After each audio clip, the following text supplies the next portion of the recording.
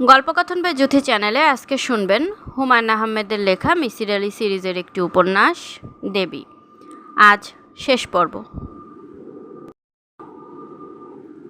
লিখে তিনি ডাকলেন, নীলু কোথায় যাচ্ছ মা? একটু বাইরে যাচ্ছি। কিন্তু এইটুকু বলতেই নীলুর গলা কেঁপে গেল, গাল লাল হলো। তিনি তা লক্ষ্য করলেন, বিস্মিত গলায় বললেন, বাইরে কোথাও? নীলু জবাব দিল না। কখন ফিরবে মা? 8টা বাজার আগেই ফিরব। গাড়ি নিয়ে যাও। গাড়ি লাগবে না। তোমার কিছু লাগবে বাবা? চাবানি দিয়ে যাব? না, লাগবে না। একটু সকাল সকাল ফিরিস মা, শরীরটা ভালো না। সকাল সকালই ফিরব। বিকেলের আলো নরম হয়ে এসেছে। সব কিছু দেখতে অন্যরকম লাগলো নীলুর চোখে। নিউ মার্কেটে পরিচিত ঘরগুলোও যেন অচেনা, যেন ওদের এক ধরনের রহস্যময়তা ঘিরে আছে। কেমন আছো নীলু? নীলু তৎক্ষণাৎ তাকাতে পারল না। তার লজ্জা করতে লাগলো। তার ভয় ছিল আজ হয়তো সে আসবে না। প্রিয়জনদের দেখা তো এত সহজে পাওয়া যায় না। আজ তুমি দেরি করেছ, 5 মিনিট দেরি। তোমার জন্য শাস্তি হওয়া দরকার। কি শাস্তি? সেটা আমরা চা খেতে খেতে ঠিক করব। খুব চায়ের পিপাসা হয়েছে। কোথায় চা খাবেন? এখানে কোথাও। আর শোনো নীলু, চা খেতে খেতে তোমাকে আমি একটা কথা বলতে চাই, খুব জরুরি কথা। এখন বলুন, হাঁটতে হাঁটতে বলুন। না, এই কথা হাঁটতে হাঁটতে বলা যায় না, বলতে হয় মুখোমুখি বসে, চোখের দিকে তাকিয়ে। নীলুর কপালে বিন্দু বিন্দু ঘাম জমল, নিঃশ্বাস ভারী হয়ে এলো। সে কোনো মতে বলল, ঠিক আছে, চলুন কোথাও বসি। কী বলতে চাই তাকে বুঝতে পারছো? না। বুঝতে পারছো নীলু, মেয়েরা এসব জিনিস খুব ভালো বুঝতে পারে। নীলুর গা কাঁপতে লাগলো। অন্য এক ধরনের আনন্দ হচ্ছে, অন্য এক ধরনের সুখ। মনে হচ্ছে পৃথিবীতে এখন আর কেউ নেই। চারদিকে সীমাহীন শূন্যতা। শুধু তারা দুইজন হাঁটছে, হেঁটেই চলেছে।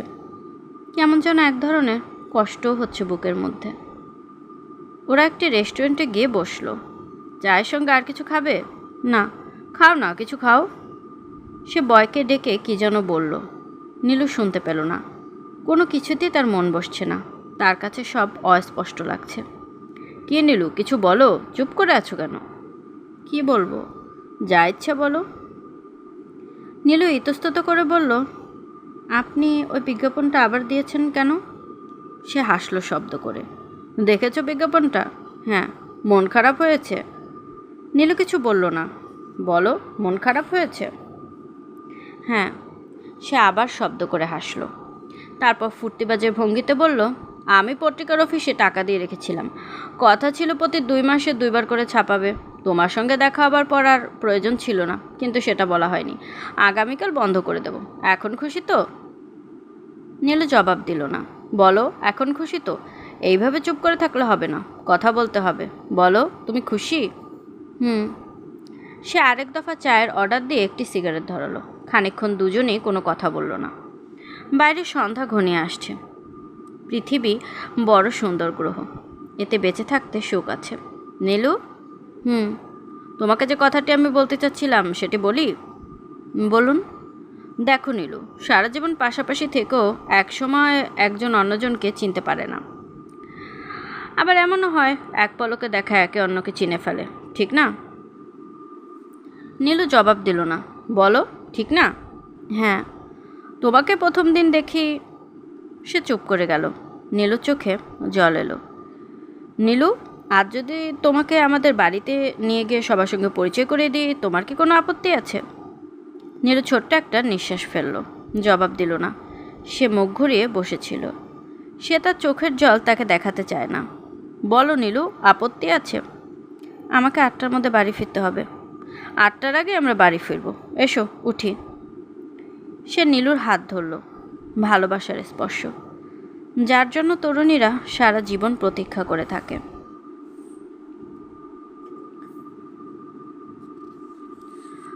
রানু আজ অসময়ে ঘুমিয়ে পড়েছিল। ঘুম যখন ভাঙল তখন দিন প্রায় শেষ। আকাশ লালচে হতে শুরু করেছে। সে বারান্দায় এসে দাঁড়ালো। নিচে বারান্দায় বিলু হাঁটছে একা একা। রানুর কেমন জানি অস্বস্তি বোধ হতে লাগলো, যেন কোথাও কিছু একটা অস্বাভাবিকতা আছে, সে ধরতে পারছে না। নিচ থেকে বিলু ডাকলো, রানু ভাবি, চা খেলে নেমে এসো, চা হচ্ছে। চা খাবো না। আসো না বাবা, ইন্টারেস্টিং একটা ব্যাপার বলবো, কুইক। রানু নেমে গেল। তার মাথায় সূক্ষ্ম একটা যন্ত্রণা হচ্ছে, কিছুই ভালো লাগছে না, বমি বমি ভাব হচ্ছে। বারান্দা নীলুর বাবাও ছিল, ওপর থেকে তাকে দেখা যায়নি। তিনি নরম স্বরে বললেন, এখন তুমি কেমন আছো মা? জি ভালো। আমি আনিস সাহেবকে বলেছি বড় একজন ডাক্তার দেখাতে। পিজির একজন প্রফেসর আছেন আমার আত্মীয়, তাকে আমি বললে দেখাতে পারি। তুমি আলাপ করো আনিসের সাথে, কেমন? জি করব। বিলু বলল, বাবা ঘরে গিয়ে তুমি চা খাও, তোমার ঠান্ডা লেগে যাবে, আমরা দুইজন বাগানে বসি। ভদ্রলোক চলে গেলেন সঙ্গে সঙ্গে। রানু বলল, নীলু কোথায়? ওর এক বন্ধুর বাড়িতে গেছে। বন্ধুর বাড়ি যাওয়া এমন কোনো ব্যাপার নয়, তবু কেন জানি রানুর বুকে ধক করে একটা ধাক্কা লাগলো। ভোতা এক ধরনের যন্ত্রণা হতে লাগলো মাথায়। বিলু বলল, রানু ভাবি, তোমাকে একটা গোপন কথা বলি, টপ সিক্রেট, কাউকে বলবে না। না বলবো না, ইভেন নীলু আপাকেও নয়, কারণ কথাটা তাকে নিয়ে। ঠিক আছে, কাউকে বলবো না। নীলু আপা ডুবে ডুবে জল খাচ্ছে, আজকে সকালে টের পেয়েছি। তাই নাকি? হ্যাঁ, নীলু আপার ট্রাঙ্ক ঘাটতে গিয়ে আবিষ্কার করলাম, জৈনিক ভদ্রলোক দারুণ সব রোমান্টিক চিঠি লিখেছে নীলু আপাকে, খুব লতকালতকি। বিলু হাসল। রানু কিছু বলল না, তার মাথার যন্ত্রণাটা কমেই বাড়ছে। দু একটা চিঠি পড়ে দেখতে চাও? না না, অন্যের চিঠি। পড়ো না, কেউ তো জানতে পারছে না। আমরা ব্যাপারটা টপ সিক্রেট রাখবো, তাহলেই তো হলো। না বিলু, আমি চিঠি পড়বো না। পড়বো না বললেই হবে না, পড়তেই হবে। দাঁড়াও, আমি নিয়ে আসছি, যে আলোছে তাতে দিব্যি পড়তে পারবে। বিলু ঘর থেকে চিঠি নিয়ে এলো। রানু চিঠিটি হাতে নিয়ে স্তম্ভিত হয়ে দাঁড়িয়ে রইল। বিলু অবাক হয়ে বলল, কি হয়েছে? না কিছু হয়নি। এরকম করছো কেন? মাথা ধরেছে, বড্ড মাথা ধরেছে। প্যারাসিটামল এনে দেবো? তুমি চিঠিটা পড়ে আমাকে বলো, ভদ্রলোক সম্পর্কে তোমার কি ধারণা। রানু চিঠি পড়ল। বিলু বলল, বলো তোমার কি মনে হয়। রানু কিছু বলল না, এক হাতে মাথার চুল টেনে ধরল। তোমার কি হয়েছে? বড্ড শরীর খারাপ লাগছে, আমি এখন যাই। চা খাবে না? না। বিলু, নীলু কখন ফিরবে বলে গেছে? না, সন্ধ্যার আগে আগে ফিরবে বোধ হয়। তোমার কি শরীর বেশি খারাপ লাগছে? হ্যাঁ। তাহলে যাও, শুয়ে থাকো গিয়ে। রানু উপরে উঠে এলো। ঘর অন্ধকার, বাতি জ্বালাতে ইচ্ছে হলো না, শুয়ে পড়ল বিছানায়। আনিসাস ফিরতে দেরি করবে, তার অফিসে কি নাকি সব ঝামেলা হচ্ছে। রানু ডাকলো, জিতু, জিতু মিয়া। কেউ সাড়া দিল না। জিতু কি বাসায় নেই? জিতু, জিতু। কোনো উত্তর নেই। জিতু মিয়া ইদানিং বেশ লায়ক হয়েছে।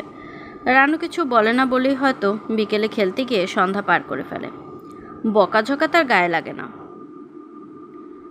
রান্নাঘরে খুটখুট শব্দ হচ্ছে। ইঁদুর, নিশ্চয়ই ইঁদুর। তবু রানু বলল, কে? খুটখুট শব্দ থেমে গেল। ইঁদুর ছাড়া আর কিছু না, কিন্তু সে গন্ধটা আবার পাওয়া যাচ্ছে, কড়া ফুলের গন্ধ। রানুর ইচ্ছে হলো ঘর ছেড়ে বেরিয়ে পড়ে। রানু দুর্বল গলা ডাকলো, জিতু, জিতু মিয়া। আর ঠিক তখন কে একজন ডাকলো, রানু, রানু। এই ডাক রানুর চেনা, এই জীবনে সে অনেকবার শুনেছে। তবে এটা কিছু না। প্রফেসর সাহেব বলেছেন অডিটরি হ্যালুসিনেশন, আসলেই তাই, এছাড়া আর কিছু নয়। রানু, রানু। কে? তুমি কে? রানু মনে হলো কেউ একজন যেন এগিয়ে আসছে। তার পায়ের শব্দ পাওয়া যাচ্ছে, ছোট্ট ছোট্ট পা নিশ্চয়ই, হালকা শব্দ। পায়ে কি নুপুর আছে? নুপুর বাজছে। রানু, রানু চোখ বন্ধ করে ফেলল। এসব সত্যি নয়, চোখের ভুহু। রানু দুর্বল গলায় বলল, তুমি কে? আমাকে তুমি চিনতে পারছো না? না। কিশোরীর গলায় মৃদু হাসির শব্দ শোনা গেল। তাকাও রানু, তাকালেই চিনবে। আমি চিনতে চাই না। তোমার বন্ধু নীলুর একদিন তোমার যে বিপদ ঘটতে যাচ্ছিল, তার চেয়েও অনেক বড় বিপদ। দরজায় ধাক্কা পড়ছে। জিতু বোধহয় এসেছে। রানু তাকালো, কোথাও কেউ নেই। ফুলের গন্ধ কমে আসছে। জিতু মেয়ে বাইরে থেকে ডাকলো, আম্মা, আম্মা। রানু উঠে দরজা খুলল। আপনার কি হয়েছে? কিছু হয়নি। রানু এসে শুয়ে পড়ল। তার গায়ে প্রচণ্ড জ্বর। সে বিছানায় ছটফট করতে লাগলো। কখন আসবে আনিস? কখন আসবে? জিতু, যে নিচে গিয়ে দেখায় তো নীলু ফিরেছে নাকি। জিতু ফিরে এসে জানালো এখনও আসেনি। রানু একটা নিঃশ্বাস ফেলে ঘড়ি দেখল। 8টা বাজতে 4 মিনিট বাকি। কখন আসবে আনিস? সারাটা পথ নীলু চুপ করে রইল। একবার সে বলল, কি ব্যাপার এত চুপচাপ যে? নীলু তার জবাব দিল না। তার কথা বলতে ইচ্ছে হচ্ছে না। সে আছে একটা ঘোরের মধ্যে। গান শুনবে? গান দেব? নীলু মাথা নাড়ল। সেটা হ্যাঁ কি না তাও স্পষ্ট হলো না। কী গান শুনবে? Country music? কান্ট্রি মিউজিকে কার গান তোমার পছন্দ? নীলু জবাব দিল না। আমার ফেভারিট হচ্ছে জন ডেনভার। জন ডেনভারের রকি মাউন্টেন হাই গানটা শুনেছ? না, খুব সুন্দর, অপূর্ব মেলোডি। সে ক্যাসেট টিপে দিতেই জন ডেনভারের অপূর্ব কণ্ঠ শোনা গেল। ক্যালিফোর্নিয়ার রকি মাউন্টেন হাই। কেমন লাগছে নীলু? ভালো। শুধু ভালো না, বেশ ভালো। সেও জন ডেনভারের সঙ্গে গুনগুন করতে লাগলো। নীলুর মনে হলো ওর গানের গলাও তো চমৎকার। একবার ইচ্ছে হলো জিজ্ঞেস করে গান জানেন কি না, কিন্তু সে কিছু জিজ্ঞেস করলো না। তার কথা বলতে ইচ্ছে হচ্ছে না। গাড়ি কোন দিক দিয়ে কোথায় যাচ্ছে তাও সে লক্ষ্য করছে না। একবার শুধু ট্রাফিক সিগন্যালে গাড়ি অনেকক্ষণ দাঁড়িয়ে রইল। একজন ভিখিরি এসে ভিক্ষা চাইল। সে ধমকে উঠল কড়া গলায়। তারপর আবার গাড়ি চলল। নীলু ফিসফিস করে বলল, কটা বাজে? 7:35। তোমাকে 8টার আগেই পৌঁছে দেব। আপনার বাড়ি মনে হয় অনেক দূর। শহর থেকে একটু দূরে বাড়ি করেছি। কোলাহল ভালো লাগে না। ফার ফ্রম দি মাইডিং ক্রাউড কার লেখা জানো? না, টমাস হার্ডির। পড়ে দেখবে, চমৎকার। অথচ ট্র্যাজেডি হচ্ছে টমাস হার্ডিকে নোবেল পুরস্কার দেওয়া হয়নি। তুমি তার কোনো বই পড়েছ? না, পড়ে দেখবে, খুব রোমান্টিক ধরনের রাইটিং। গাড়ি ছুটে চলেছে মিরপুর রোড ধরে। নীলু হঠাৎ বলল, আমার ভালো লাগছে না। কি বললে? আমার ভালো লাগছে না, আমি বাসায় যাব। সে তাকালো নীলুর দিকে। একটি হাত বাড়িয়ে ক্যাসেটের ভলিউম বাড়িয়ে দিল। গাড়ির গতি কমল না। আমি বাসায় যাব। 8টার সময় আমি তোমাকে বাসায় পৌঁছে দেব। না, আজ আমি কোথাও যাব না। প্লিজ গাড়িটা থামান, আমি নেমে পড়ব। কেন? আমার ভালো লাগছে না, প্লিজ। সে তাকালো নীলুর দিকে। নীলু শিউরে উঠল। এ কেমন চাওনি? যেন মানুষ নয়, অন্য কিছু। প্লিজ গাড়িটা একটু থামান। কোনো রকম ঝামেলা না করে চুপচাপ বসে থাকো, কোনো রকম শব্দ করবে না। আপনি এরকম করে কথা বলছেন কেন? গাড়ির গতি ক্রমেই বেড়ে যাচ্ছে। ঝড়ের গতিতে পাশ দিয়ে দুটো ট্রাক গেল। লোকটি তার একটি হাত রাখলো নীলুর উড়োতে। নীলু শিউরে উঠে দরজার দিকে সরে গেল। লোকটি হাসল। এ কেমন হাসি? গাড়ি থামান, আমি চিৎকার করব। কেউ এখন তোমার চিৎকার আপনি কি আমাকে ভয় দেখাচ্ছেন? আমি ভয় দেখাচ্ছি না। আমি আপনাকে বিশ্বাস করে গাড়িতে উঠেছি। আরও কিছুক্ষণ থাকো, বেশিক্ষণ নয়, এসে পড়েছি বলে। কি করবেন আপনি? তেমন কিছু না। নীলু এক হাতে দরজা খুলতে চেষ্টা করলো। লোকটি তাকিয়ে দেখল, কিন্তু বাধা দিল না। দরজা খোলা গেল না। নীলু প্রাণপণে বলতে চেষ্টা করলো, আমাকে বাঁচাও, কিন্তু বলতে পারল না। প্রচুর ঘামতে লাগলো। প্রচণ্ড তৃষ্ণা বোধ হলো। আনিস এলো রাত 8:30টায়। ঘর অন্ধকার, কারো কোনো সারা শব্দ নেই। রানু বাতিটাতি নিভিয়ে অন্ধকারে বসে আছে। জিতু মিয়া মশারি খাটিয়ে শুয়ে পড়েছে। রানু, কি হয়েছে? রানু ফোপাতে ফোপাতে বলল, তুমি এত দেরি করলে কেন? কি হয়েছে? নীলুর বড় বিপদ। আনিস কিছু বুঝতে পারল না, অবাক হয়ে তাকালো। রানু থেমে থেমে বলল, নীলুর খুব বিপদ। কিসের বিপদ? কি বলছো তুমি? রানু যাচ্ছে, সে গুছিয়ে কিছু বলতে পারছে না। ও একজন খারাপ লোকের পাল্লায় পড়েছে, মেরে ফেলবে। রানু ফোপাতে লাগলো। আনিস কিছুই বুঝতে পারল না। নীলুর বাবার সঙ্গে কিছুক্ষণ আগেই তার কথা হয়েছে। ভদ্রলোক জিজ্ঞেস করেছেন, কি এত দেরি যে? যার মেয়ের এত বড় বিপদ সে এরকম স্বাভাবিক থাকবে কি করে? আনিস বলল, ওরা তো কিছু বলল না, ওরা কিছু জানে না। আমি জানি, বিশ্বাস করো আমি জানি। আমাকে কি করতে বলো? আমি বুঝতে পারছি না, আমি কিচ্ছু বুঝতে পারছি না। জিনিসটাকে তুমি স্বপ্নে দেখেছ? না, কিন্তু আমি দেখেছি। কি দেখেছ? আমি সেটা তোমাকে বলতে পারবো না। তুমি যদি চাও আমি নিচে গিয়ে ওদের বলতে পারি, কিন্তু ওরা বিশ্বাস করবে না। রানু চোখ বড় বড় করে তাকিয়ে রইল। সমস্ত শরীর অল্প অল্প করে কাঁপছে। আনিস বলল, নাকি মিসির আলি সাহেবের কাছে যাবে? উনি কোনো একটা বুদ্ধি দিতে পারেন, যাবে? রানু কাপা গলায় বলল, তুমি নিজে কি আমার কথা বিশ্বাস করছো? হ্যাঁ, করছি। একতলার বারান্দায় বিলু বসেছিল। ওদের নামতে দেখে বিলু বলল, ভাবি, নীলু আপা এখনও ফিরছে না। বাবা খুব দুশ্চিন্তা করছেন। রানু কিছু বলল না। তোমরা কোথায় যাচ্ছ ভাবি? রানু তারপরও কোনো জবাব দিল না। রিকশায় উঠে সে বলল, আমাকে ধরে রাখো, খুব খারাপ লাগছে। আনিস তার কোমর জড়িয়ে বসে রইল। রানুর গা শীতল। রানু খুব ঘামছে, জ্বর নেমে গেছে। রানু চোখ বড় বড় করে বলল, আপনি আমার কথা বিশ্বাস করছেন না, তাই না? মিসির আলি চুপ করে রইলেন। আগে আপনি বলুন, আপনি কি আমার কথা বিশ্বাস করছেন? বিশ্বাসও করছি না, আবার অবিশ্বাসও করছি না। তুমি নিজে যা সত্যি বলে মনে করছো তাই বলছো, তবে আমি এত সহজে কোনো কিছু বিশ্বাস করি না। কিন্তু যদি সত্যি হয় তখন? মিসির আলি সিগারেট ধরিয়ে কাশতে লাগলেন। বলুন, যদি আমার কথা সত্যি হয়, যদি মেয়েটা মারা যায়? মিসির আলি শান্ত স্বরে বলল, ঠিক এই মুহূর্তে কি করা যায় তা তো বুঝতে পারছি না। মেয়েটি কোথায় আছে তা তো তুমি জানো না, নাকি জানো? না, জানি না। ছেলেটির নাম ধামও জানো না? ছেলেটি দেখতে খুব সুন্দর, আমার এরকম মনে হচ্ছে। এই শহরে খুব কম করে হলেও 10,000 সুন্দর ছেলে আছে। আমরা কিছুই করব না? পুলিশের কাছে গিয়ে বলতে পারি একটি মেয়ে হারিয়ে গেছে এবং আশঙ্কা করা যায় দুষ্ট লোকের খপ্পরে পড়েছে। কিন্তু তাতেও একটা মুশকিল আছে, 24 ঘন্টা পার না হলে পুলিশ কাউকে মিসিং পার্সন হিসেবে গণ্য করে না। রানু আবার বলল, কিছুই করা যাবে না?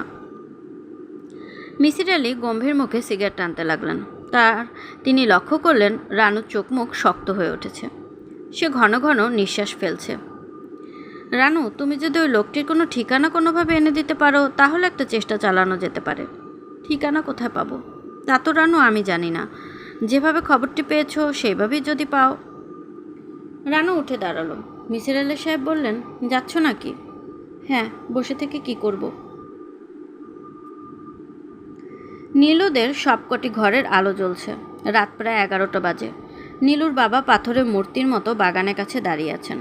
রানুদের ঢুকতে দেখে এগিয়ে এলেন, কিন্তু কিছু বললেন না। রানু মাথা নিচু করে 3তলায় উঠে গেল। নীলুদের ঘরে ঘন ঘন টেলিফোন বাজছে। দুটি গাড়ি এসে থামল। মনে হয় ওরা খুঁজতে শুরু করেছেন। পুলিশের কাছে নিশ্চয়ই লোক গিয়েছে। নীলুর বাবা অস্থির ভঙ্গিতে বাগানে হাঁটছেন।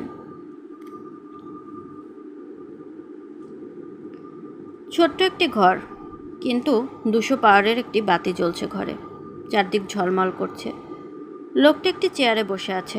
নীলু লোকটির মুখ দেখতে পাচ্ছে না, কারণ লোকটি বসে আছে তার পেছনে। ঘাড় ফিরিয়ে পেছনে তাকাবার কোনো উপায় নেই নীলুর। লাইনরের চিকন দড়ি তার গা কেটে বসে আছে। চারদিক থেকে কোনো সারা শব্দও নেই। মাঝে মাঝে দূরের রাস্তা দিয়ে দ্রুতগামী ট্রাকের আওয়াজ পাওয়া যাচ্ছে। নীলু থেমে থেমে বলল, আপনি কি আমাকে মেরে ফেলবেন? কেউ কোনো জবাব দিল না। আমি আপনার কোনো ক্ষতি করিনি, কেন আমাকে ভয় দেখাচ্ছেন? প্লিজ আমাকে যেতে দিন, আমি কাউকে কিচ্ছু বলবো না, কেউ আপনার কথা জানবে না। পেছনে চেয়ার একটু নড়ে উঠল। ভারী গলায় লোকটি কথা বলল, কেউ জানলেও আমার কিছু যায় আসে না। কেন আপনি এরকম করছেন? আমি একজন অসুস্থ মানুষ, মাঝে মাঝে আমাকে এরকম করতে হয়। আপনি কি আমাকে মেরে ফেলবেন? লোকটি কোনো জবাব দিল না। লোকটি হাত বাড়িয়ে বাতি নিভিয়ে দিল। চারদিকে ঘন অন্ধকার। নীলু চাপা স্বরে ডাকল, মা, মাগো। চুপ করে থাকো, কথা বলবে না। কেন এরকম করছেন আপনি? আমি একজন অসুস্থ মানুষ, পৃথিবীতে কিছু অসুস্থ মানুষ থাকে। আপনি কি আমার মতো আরও অনেক মেয়েকে এভাবে ফাঁদ পেতে এনেছেন? কোনো জবাব পাওয়া গেল না। লোকটি এগিয়ে এসে নীলুর গায়ে হাত রাখল। এ কি সে ভালোবাসার স্পর্শ? নীলু ডাকল, মা, মাগো। চুপ করে থাকো। আপনি মানুষ না অন্য কিছু? বেশিরভাগ সময় আমি মানুষ থাকি, মাঝে মাঝে অন্যরকম হয়ে যাই। লোকটি শব্দ করে হাসল। কি কুৎসিত হাসি। ঘরে একটু বাতাস নেই, দম বন্ধ হয়ে আসছে। নীলু প্রাণপণে তার একটা হাত ছুটিয়ে আনতে চেষ্টা করছে। যতই চেষ্টা করছে দড়িগুলো ততই যেন কেটে কেটে বসে যাচ্ছে। কেন কেন আপনি এরকম করছেন? বলেছি তো নীলু, অনেকবার বললাম তোমাকে আমি অসুস্থ। কি করবেন আপনি? অন্যদের যা করেছি তাই করব। কি করেছেন অন্যদের? লোকটি হেসে উঠল। নীলু কাতর স্বরে বলল, আপনি দয়া করুন, আমি আপনার পায়ে পড়ি প্লিজ। আমি আপনার কথা কাউকে বলবো না। তা কি হয়? বিশ্বাস করুন, আমি আমার কথা রাখি, কাউকে আমি আপনার কথা বলবো না। লোকটি ফিরে যাচ্ছে। নীলু কি বেঁচে যাবে? লোকটি কি তাকে ছেড়ে দেবে? নীলু গুছিয়ে চিন্তা করতে পারছে না। সব কেমন যেন জট পাকিয়ে যাচ্ছে। লোকটি একটি ড্রয়ার খুলল। ঘর অন্ধকার। নীলু কিছু দেখতে পাচ্ছে না, কিন্তু সে নিশ্চিত জানে তার হাতে ধারালো কিছু একটা আছে, খুর জাতীয় কিছু। লোকটি সেটি বাঁ হাতে নিয়ে দাঁড়িয়ে আছে চুপচাপ। আসবে, সে একসময় এগিয়ে আসবে তার কাছে। খুব কাছে কোথাও রিকশার টুনটুন শব্দ শোনা গেল। নীলু প্রাণপণে চেঁচালো, বাঁচাও, আমাকে বাঁচাও, কিন্তু গলা দিয়ে কোনো শব্দ বেরোলো না। রাত বাড়ার সঙ্গে সঙ্গে রানুর অবস্থা খারাপ হতে লাগলো। বারবার বলতে লাগলো, উফ, বড্ড গরম লাগছে। আনিস সমস্ত দরজা জানালা খুলে দিল, ফ্যান ছেড়ে দিল, তবু তার গরম কমলো না। রানু কাতর স্বরে বলল, তুমি আমাকে ধরে থাকো, আমার বড্ড ভয় লাগছে। এই তো আমি তোমাকে ধরে আছি। কিসের এত ভয় রানু?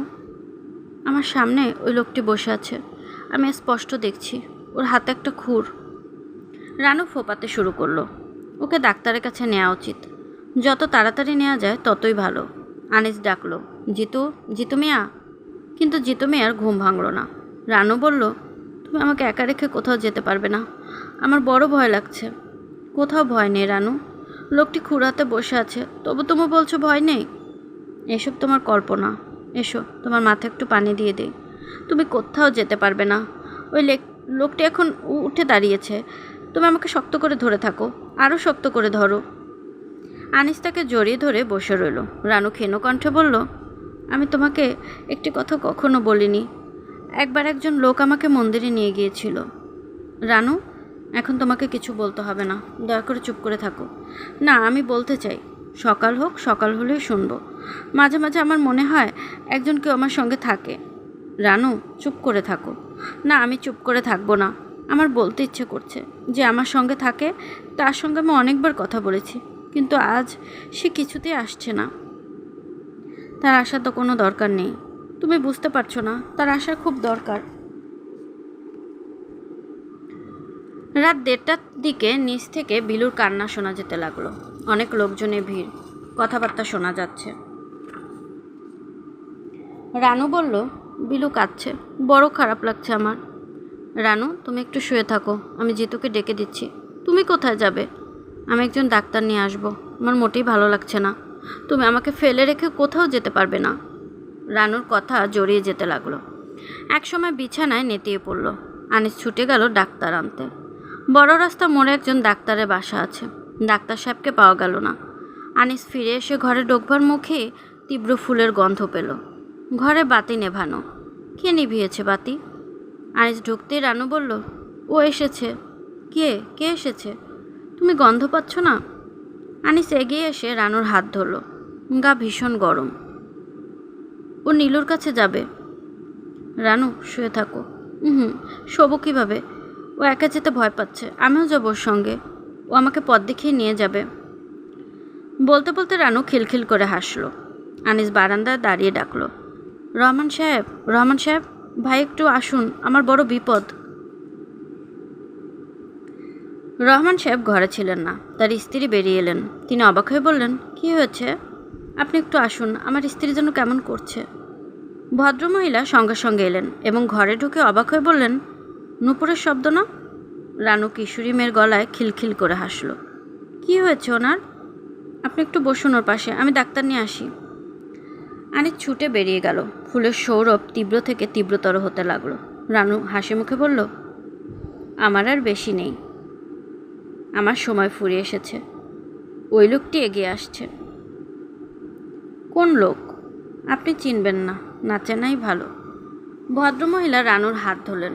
উত্তাপে গা পুড়ে যাচ্ছে। তিনি কি করবেন ভেবে পেলেন না। আনিস ডাক্তার নিয়ে ফেরার আগেই রানু মারা গেল।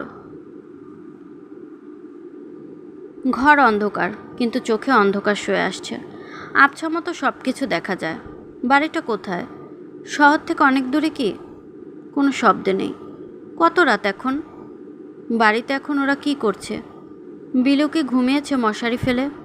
না না, আজ কেউ ঘুমায়নি। আর সবাই ছোটাছুটি করছে, সবাই খুঁজছে নীলুকে। কিছুক্ষণের মধ্যে হয়তো পুলিশের গাড়ির শব্দ শোনা যাবে। বাবা এসে বলবে, কোনো ভয় নেই মামুনি। চেয়ার নড়ার শব্দ হলো। লোকটি কি উঠে দাঁড়িয়েছে? ওর হাতে ওটা কি? নীলু মনে মনে বলল, বাবা, আমি একজন অসুস্থ লোকের হাতে আটকা পড়েছি, আমাকে তোমরা বাঁচাও। আমার আর মোটেও সময় নেই বাবা, তোমাদের খুব তাড়াতাড়ি করতে হবে। লোকটি এগিয়ে আসছে। পেছন থেকে সে খুব ধীর গতিতে এগিয়ে এলো সামনে। নীলু এখন আবছাভাবে লোকটির মুখ দেখতে পাচ্ছে। কি সুন্দর একটি মুখ। নীলু বিড়বিড় করে বলল, প্লিজ দয়া করুন। লোকটি অদ্ভুত শব্দ করল।